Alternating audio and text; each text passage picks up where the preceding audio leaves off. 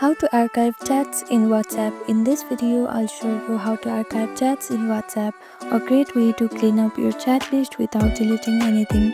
Let's get started. First, make sure you have downloaded WhatsApp on a device.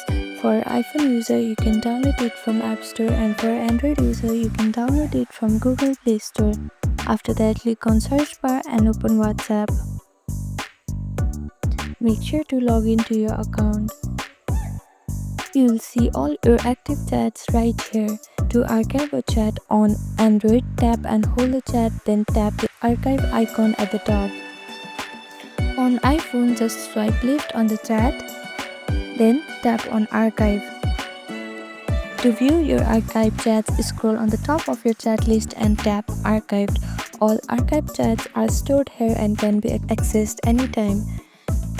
If you want to prevent auto unarchiving, go to the settings option and there click on chats. Then make sure to keep chats archived is turned on.